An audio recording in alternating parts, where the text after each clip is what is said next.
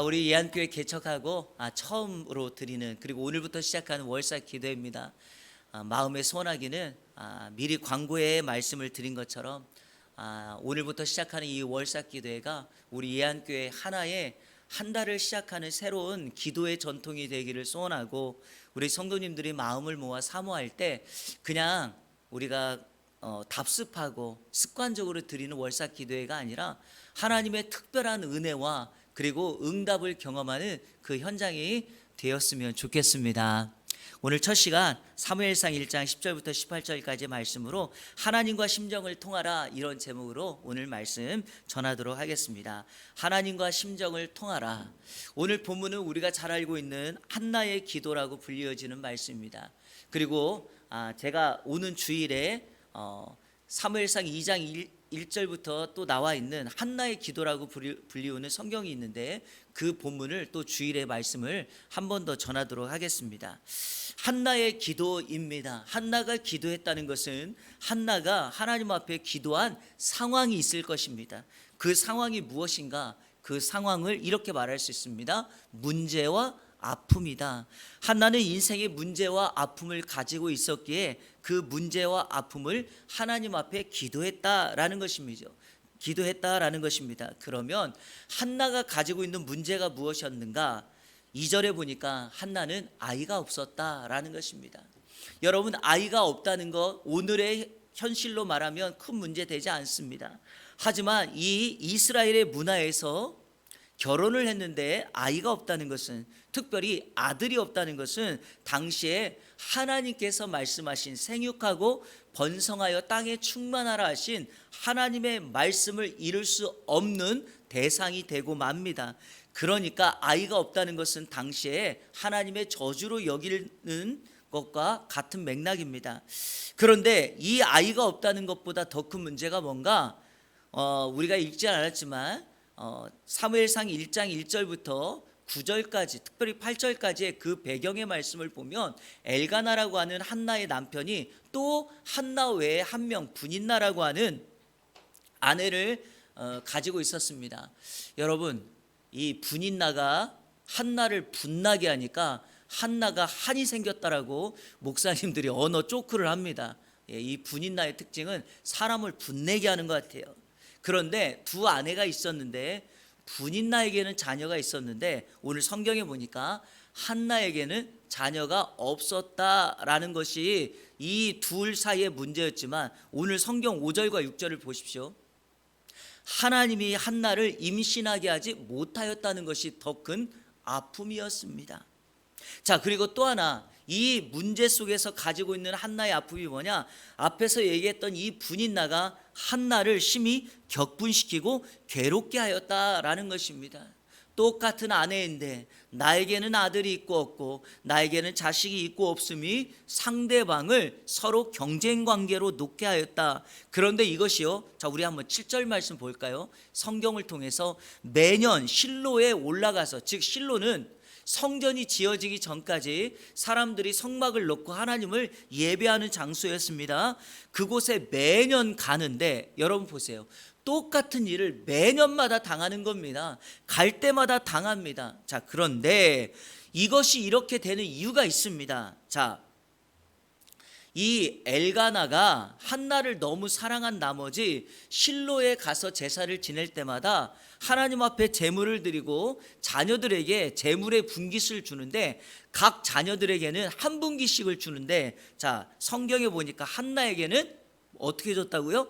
갑절을 줬다는 거예요. 남편 입장에서 사랑하는 아내 한나가 자녀가 없고 분인나로 말미암아 괴롭고 격분을 당하니 그에게는 갑절을 주는 이 상황 속에서 분인나가 한나를 격동시켰던 것입니다.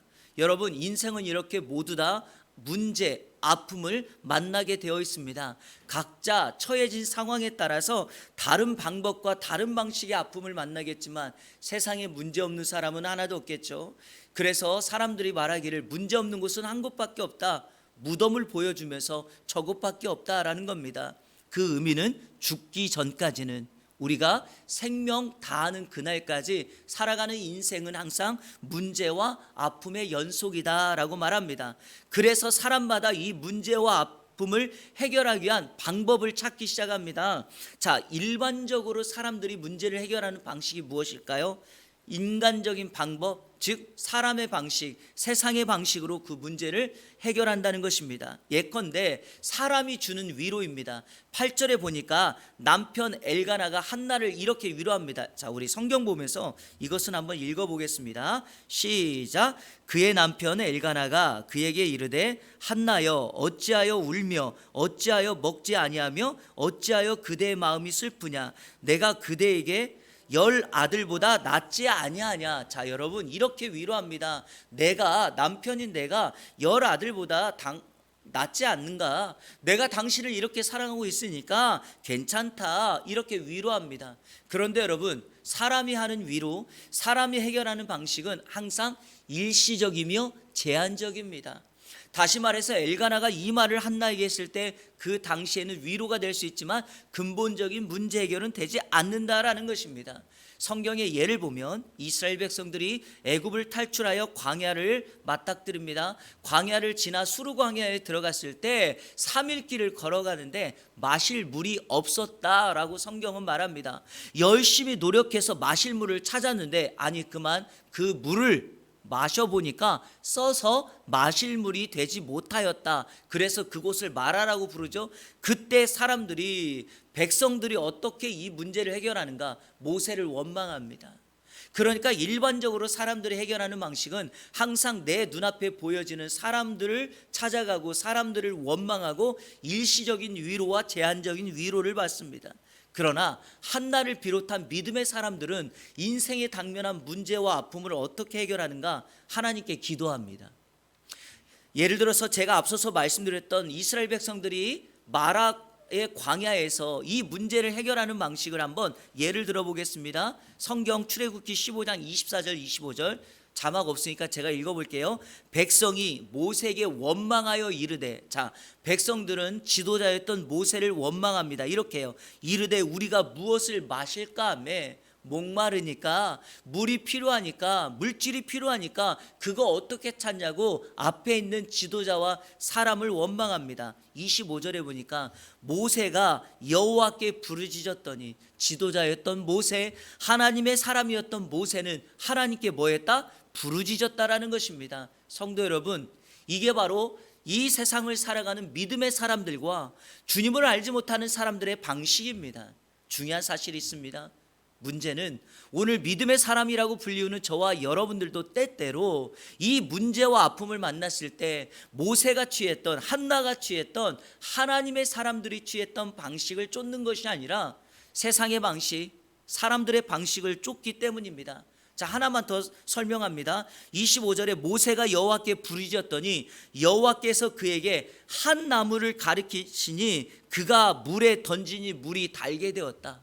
쓴물이 있었는데 하나님께서 다른 곳에서 그 해결 방법을 찾지 아니하고 지도자였던 모세가 하나님 앞에 부르짖었더니 그 마라광야 옆에 있었던 한 나무, 그 나무를 딱 지적하고 그 나무를 쓴물에 던졌더니 쓴물이 달게 되었다라고 말합니다. 성도 여러분, 우리가 하나님 앞에 부르짖으면 하나님께서는 우리에게 하나님의 방식으로 응답을 주실 줄로 믿습니다. 그러면 오늘 본문에서 한나가 가지고 있었던 문제와 아픔, 한나는 어떻게 기도할까요? 오늘 본문이 한나의 기도라고 말하는 이 제목의 우리에게 한나가 기도했던 방법 3가지를 가르쳐 줍니다. 오늘 이 3가지의 방법이 오늘 9월 월삭 기도회를 시작하며 9월 첫날 첫 시간을 하나님 앞에 드리는 저와 여러분의 기도가 되기를 축복합니다. 간단하게 한번 살펴보겠습니다. 한나의 기도 첫 번째, 한번 따라 볼까요? 눈물의 기도다. 자, 오늘 본문 말씀 10절 같이 한번 읽겠습니다. 10절 시작. 한나가 마음이 괴로워서 여호와께 기도하고 통곡하며. 마음이 괴로웠다.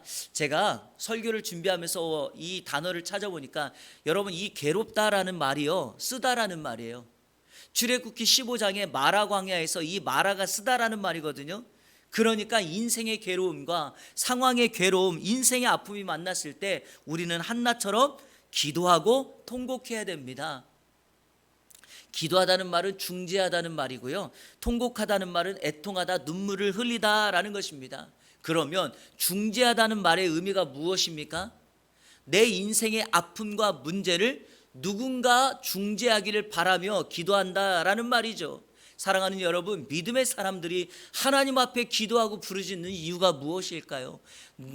내 인생에 찾아오는 문제를 하나님이 들으시고 중재해달라는 요청입니다. 그리고 한나는 그것을 바라면서 하나님 앞에 자신의 마음의 깊은 아픔과 상처를 눈물로 호소합니다. 가끔 말씀드리지만 우리 한국교회 30년 전 40년 전만 해도 신앙의 선배들, 우리 부모님 세대는요, 강단 그리고 앉아있는 그 장의자, 그리고 앉아있는 그 의자에 눈물로 적셔서 내 신앙을 하나님 앞에 올려드렸던 때가 바로 우리 한국 기독교 부흥기를 이루었던 때입니다. 그런데 현재는 어떠한가요? 사람들이 이런 얘기를 해요. 우스운 얘기긴 하지만 한국 교회 의자가 개인 의자로 바뀌면서, 그리고 성경이, 여러분 옛날 성경 어떻게 돼 있죠? 세로로 돼 있었죠. 세로로. 기억나시나요? 네, 성경 전서하면 이렇게 세로로 돼 있었잖아요. 근데 지금은 다 어떻게 돼요? 세로로 가지고 계신 성경이 있나요? 가로로 돼 있죠. 그러니까 옛날에는 성경을 읽고 말씀을 읽고 목사님이 설교를 전할 때마다 성경을 읽을 때 위에서 아래로 하니까 고개가 어떻게 돼요? 이렇게 되죠. 그러니까 목사님이 무슨 말씀을 하든지 예스, 아멘, 옳습니다 이랬다는 거예요. 근데 지금은 어떻게 돼 있어요? 가로로 돼 있으니까 목사님이 무슨 말씀해도 아니요, 아니요 이런다는 거예요. 네. 그런데 여러분, 이유가 뭐냐? 그것보다 더 큰 이유는 눈물이 사라졌다는 것입니다. 성도들의 눈물이 메마르고 눈물의 샘이 터지지 않고 있었다는 것입니다. 한나의 기도의 특징이 무엇인가? 한나는 하나님 앞에 자신의 괴로움을 눈물로 호소하고 하나님의 중재를 바라며 기도했더니 우리 하나님의 응답하심과 역사하심이 있었다. 오늘 이 새벽에 9월 한 달을 시작하며 하나님의 중재하심과 하나님의 응답을 바라며 한나처럼 기도하는 저와 여러분들 되시기를 주님의 이름으로 축원합니다. 두 번째, 한나의 기도는 서원의 기도였습니다. 자, 우리 11절 같이 읽겠습니다. 11절 시작. 서원하여 이르되 만군의 여호와여,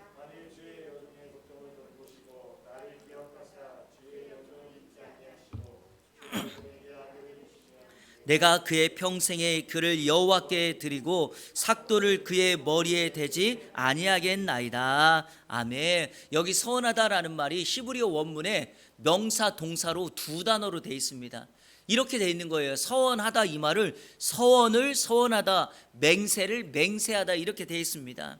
성경이 두 번이나 이 강조한 똑같은 단어를 명사용으로 동사용으로 쓴 이유는 무엇일까요? 한나의 기도가 하나님 앞에 서원을 드리며 얼마나 간절하고 절박했는가를 보여줍니다. 성도 여러분, 응답받는 기도의 특징은 무엇인가? 간절함을 담아, 절박함을 담아 하나님 앞에 서원하는 기도였습니다. 중요한 것은 서원의 내용이 무엇이었는가? 이거죠. 아들을 낳으면 두 가지를 서원합니다. 첫 번째, 그를 평생에 하나님께 드리겠다. 그 아이를 하나님께 구별하여 드리겠다라는 거고, 두 번째는 삭도를 그의 머리에 대지 않겠다. 머리 자르지 않겠다는 겁니다. 이거는 나시린의 서원의 대표적인 예인데요. 사무엘이 나시린이었다라고 말하기는 어렵겠지만 한나의 서원은 무엇을 담고 있는가? 마치 부모가 그 아이를 나시린으로 양육하는 것처럼, 그의 인생 전체를 하나님 앞에 구별하여 드리는 것처럼 하나님 앞에 드리겠다라고 하나님 앞에 서원한 것입니다. 이것은 무엇인가? 오늘 우리의 식으로 바꿔 말하면 하나님의 들려진 말씀을 내가 붙들고 그 말씀대로 내가 구별하여 살겠다는 하나님 앞에 다짐과 서원을 약속드리는 것입니다. 오늘 한나의 기도가 나의 기도가 되려면 어떻게 될까요? 하나님의 말씀을 마음판에 새기면서 그 말씀대로 살아가기를 구별하시고 결단하시면 동일한 서원의 기도가 될 줄로 믿습니다. 성경 말씀을 이렇게 요약합니다. 하라는 명령과 하지 말라는 명령. 그러면 우리가 말씀대로 서원하여 결단하며 살겠다는 게 무엇입니까? 하나님께서 하라고 하신 것은 순종하면 되고, 하지 말라고 하는 것은 안 하면서 순종하면 됩니다. 그것이 바로 저와 여러분의 삶의 서원이자 결단인 줄로 믿습니다. 오늘 이 결단을 담아 하나님 앞에 올려드리는 우리의 기도가 되기를 축복합니다. 마지막 세 번째 한나의 기도는 한번 따라해 볼까요? 심정을 통한 기도. 심정을 통한 기도. 오늘 제가 설교 제목을 뭐라고 달았죠? 하나님과 심정을 통하라 그랬죠? 이것이 오늘 설교의 핵심입니다. 자, 우리 15절 말씀 같이 읽겠습니다. 15절 시작. 한나가 대답하여 이르되 내 주여 그렇지 아니한 나는 마음이 슬픈 여자라 포도주나 독주를 마신 것이 아니요 여호와 앞에 내 심정을 통한 것뿐이오니. 여러분, 한나가 기도할 때 마음이 괴로워서 기도하는데 너무 마음이 쓰니까, 괴롭고 아프니까 입술은 움직이는데 소리가 들리지 않으니까 엘리 제사장이 그 모습을 보고 있으면서 한나가 그 여인이 술에 취해서 저렇다라고 생각한 것입니다. 그때 한나가 엘리 제사장에게 내 주여 그렇지 않습니다. 나는 슬픈 여자라 포도주나 독주를 마신 것이 아니라 여호와 앞에 내 심정을 통한 것이다 라고 말합니다. 여러분, 심정을 통하다는 말이 뭘까요? 이 통하다는 말이 원문 번역 그대로 쏟아붓다라는 겁니다. 그러니까 한나는 자신의 마음, 자신의 영혼, 전심을 담아 모든 기도를 하나님 앞에 쏟아붓는 기도를 드리고 있습니다. 영어 성경도 쏟아붓다, pouring out 그랬습니다. 그리고 신학자들은 이 한나의 기도를 깊은 것에 있는 것을 하나님 앞에 끄집어 쏟아 부었다 그래서 이것을 토설 기도다라고 말합니다.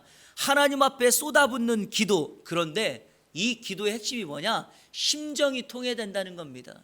심정이 통한다는 것은 무엇일까요? 하나님의 마음이 나의 마음이 되고 하나님의 생각이 내 생각이 되는 것입니다.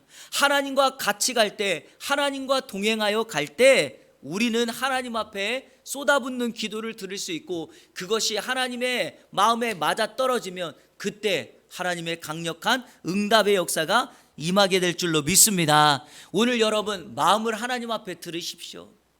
9월 한 달 시작하면서 마음을 주님 앞에 새롭게 하시고 새 마음 되어서 그 마음에 주님의 형상을 그대로 새기면서 9월 한 달을 산다면 여러분 어떤 어려움과 고난 속에서도 그 마음 속에 하나님의 형상이 담겨서 우리는 마음을 하나님 앞에 매 순간 쏟아붓는 기도를 드리게 될 줄로 믿습니다.